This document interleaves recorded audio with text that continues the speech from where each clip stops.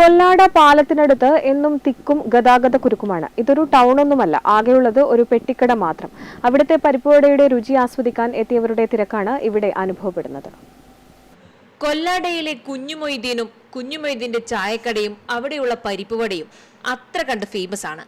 10 രൂപ നൽകിയാൽ സാധാരണയിൽ കവിഞ്ഞ വലിപ്പമുള്ള രുചിയുള്ള പരിപ്പുവട കഴിക്കാം. പരിപ്പുവട മാത്രമല്ല, പഴംപൊരിയും ഉഴുന്നുവടയും ഒക്കെ ഇവിടെയുണ്ട്. പക്ഷേ എന്നും ഫേമസ് പരിപ്പുവട തന്നെ. കൂട്ടത്തിൽ സൂപ്പർ ചായയും ലഭിക്കും. ഇതുവഴി പോകുന്ന ആരും കുഞ്ഞുമൊയ്തീന്റെ ചായക്കടയിൽ കയറി ഒരു ചായയും പരിപ്പുവടയും കഴിക്കാതെ പോകില്ല. പറ്റിയാൽ 2 എണ്ണം പൊതിഞ്ഞും വാങ്ങും. വൈകുന്നേരങ്ങളിൽ നാടിന്റെ പല ഭാഗങ്ങളിൽ നിന്നും ആളുകൾ ഇവിടേക്ക് എത്തി തുടങ്ങും. ഇതോടെ ഇവിടെ ജനത്തിരക്കേറി ട്രാഫിക് ജാമുമാകും. 12 മണിക്കു ശേഷമേ മൊയ്തീൻ കട തുറക്കൂ. അപ്പോഴേക്കും ആളുകൾ ഹാജരായിട്ടുണ്ടാകും.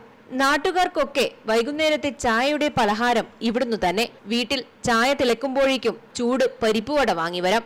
പണി എന്തെളുപ്പം. എല്ലാ ഹോട്ടലുകളും 12 രൂപ പലഹാരങ്ങൾക്ക് വാങ്ങുമ്പോൾ ഇവിടെ 10 രൂപയേയുള്ളൂ. ഇതെല്ലാം കൊണ്ട് കൊല്ലാട പാലമെന്ന് പറഞ്ഞാൽ അത് കുഞ്ഞുമൊയ്തീന്റെ ചായക്കട എന്ന ചിന്തയിലേക്ക് നാട്ടുകാരെത്തിയിട്ടുണ്ട്. Network news, Cherupuzha.